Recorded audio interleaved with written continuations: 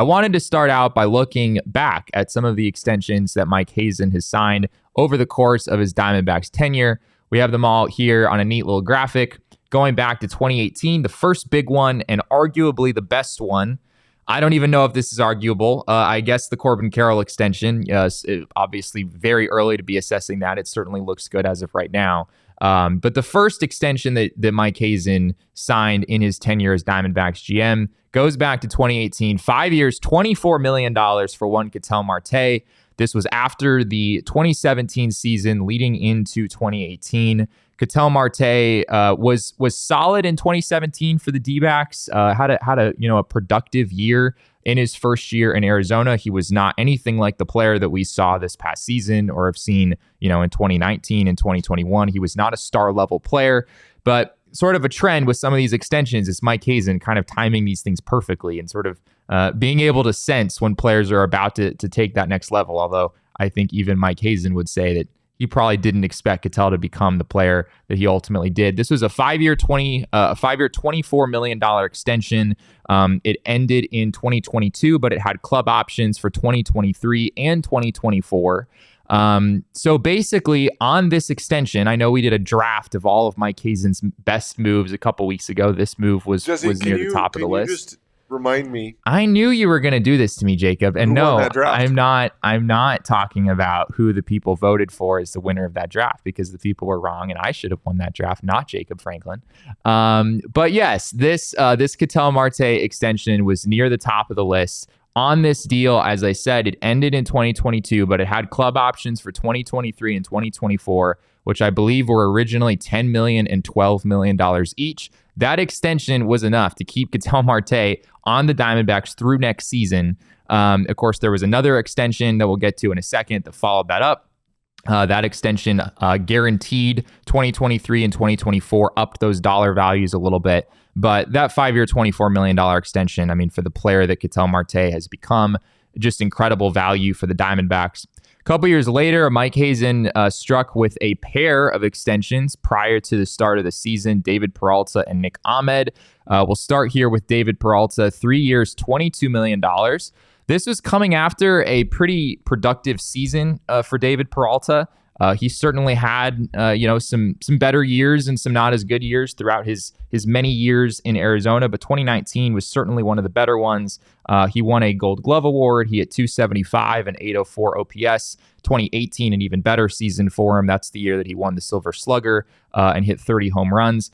Diamondbacks get him on a 3-year, $22 million contract.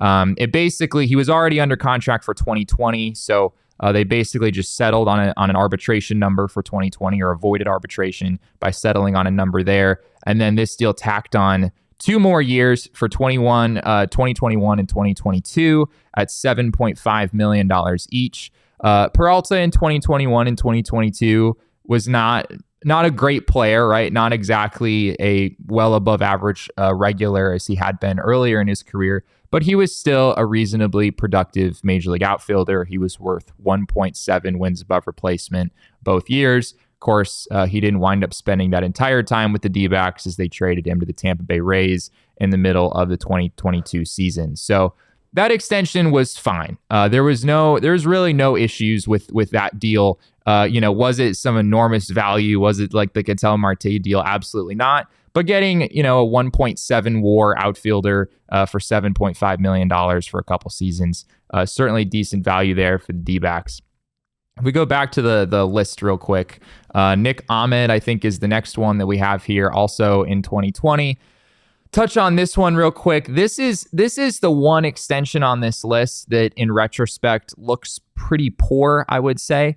Not necessarily as terrible as you might think of it at first glance. Nick Ahmed was pretty productive in 2020, the first year of this. He was already under contract for 2020, but again, it was the D-backs and Ahmed settling on a number for 2020 and then tacking on 3 years. Beyond that, he made $7.5 million in 2021 and 2022. He made $10 million in 2023. So yeah, it was good. It was good at the beginning, but of course, Nick really struggled with injuries. There was, of course, the thing with the shoulder and trying to find his way back from that. it never really happened. And obviously 2023 was a really rough season for him. He made $10 million. He was one of the Diamondbacks' higher paid players. And yet he did not exactly perform like it. It was a weird year for Nick. We've talked about this a lot. He actually had good numbers against right-handed pitching and then against lefties, which is sort of what his primary role on the team was. He really struggled. He had, as we looked at the other day, it was like a single-digit WRC plus against left-handed pitching. Not exactly what you're looking for. Continued to be solid defensively. Obviously, the arm after the shoulder surgery was not what it had been. So we saw some regression there. His range was always pretty solid, but overall, that is clearly the extension on this list that stands out is like, okay, that one wasn't so great. I don't think it necessarily buried the D-backs, and these dollar values are not so high as to really cripple a team in the way that like a Madison Bumgarner move kind of has the last couple of years, but certainly not a great move there. The next one that we had happen was in 2022.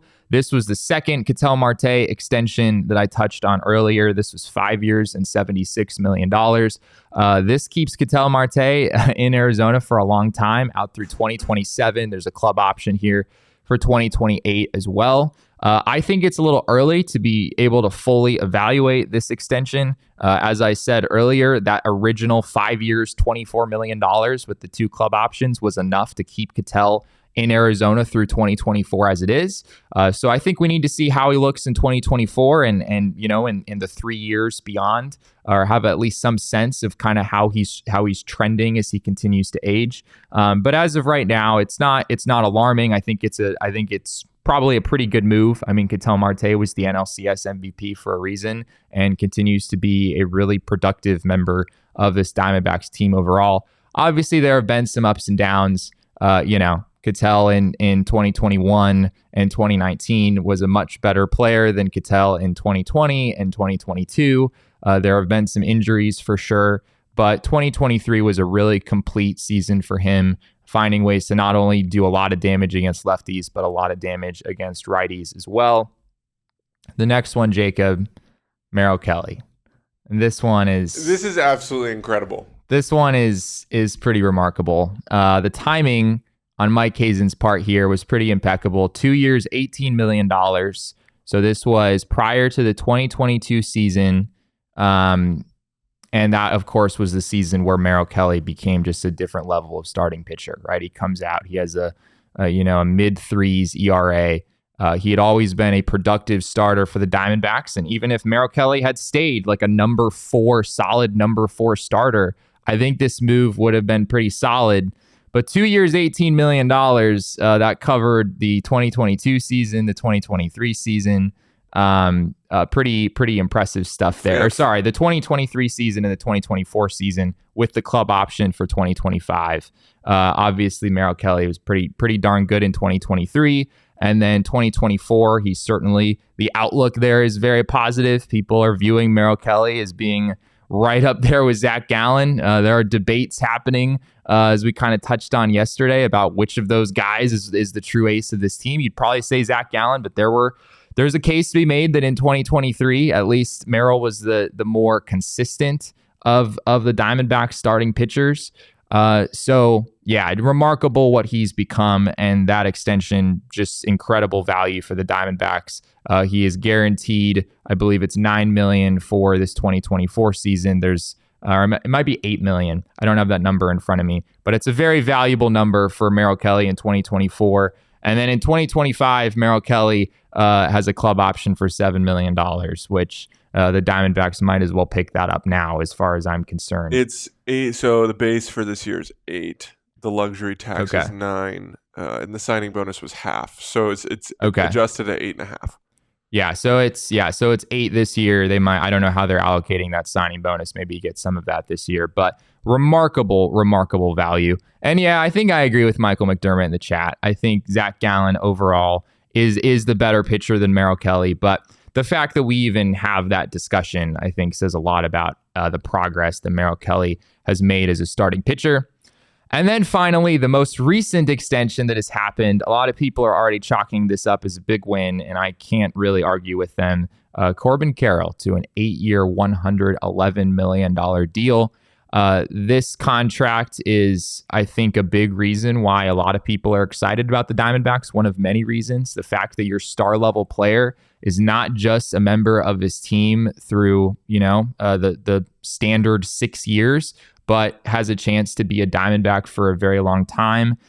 This deal has a club option as well for a 9th season. Could make Corbin Carroll a member of the Diamondbacks through 2030, which is really, really incredible. So, yeah, and Mike Hazen has already talked about the benefits of this contract and how he feels like fans, just the reality that Corbin Carroll is going to be here for as long as he is. There's a lot of benefit to that to be felt even right now, just knowing that he is locked as an Arizona Diamondback as a member of the Diamondbacks for a long time. There is still some risk here on the back end of the deal. $28 million for 2029 and 2030. I believe it's also a $28 million club option for 2031. Giving a player who you at the time had seen in about 30 major league games, $28 million guaranteed in his 2 first free agent years is a bold move. Like there is still, I think, some degree of risk here, but I mean, whatever risk there was, I mean, in Corbin's first full season, guy finishes 5th in MVP voting.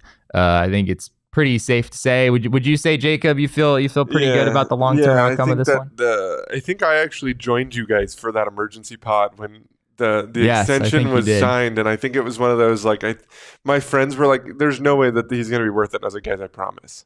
I had been screaming for this team to take a page out of the Braves playbook for a long time because that was a very Braves-esque signing where you've seen a guy, albeit it wasn't for very long, and then you're just, you throw some money at him, but you're also getting him for a value that he would be worth much more than if you watched a full season of what you had seen through those first 30 games. So yeah, that's a great point. At the end of the day, it's still a pretty team-friendly contract for a player of his caliber. 100%. We've talked about that a little bit as well. The fact that if you had waited until the end of 2023, if you'd waited until now to sign a Corbin Carroll extension, the price is not $111 million guaranteed. We saw Julio Rodriguez get well north of $200 million last August. That was at a point where he was well into a very, very good rookie season and put up, honestly, pretty similar numbers to what Corbin Carroll put up in his rookie season. So, you'd be looking at a much bigger price tag. So that, as early as it is and as outrageous as it feels to already chalk that up as a win, it's hard to see that not being a win for the Diamondbacks when all is said and done. So all this to say, Mike Hazen has built kind of a reputation for signing extensions, and by and large, the results have been pretty good. I think that Nick Ahmed deal, obviously not great, but the Merrill Kelly deal, an enormous win. The first Ketel Marte deal, off the charts win from the Diamondbacks' perspective. The second Ketel Marte deal, early on seems fine, a little too early to judge for me. David Peralta, not a ton of surplus value there, but still a totally reasonable deal for a guy that fans really liked having around, even as he regressed a little bit in some of the later years. Mike Hazen seems to be pretty good at this.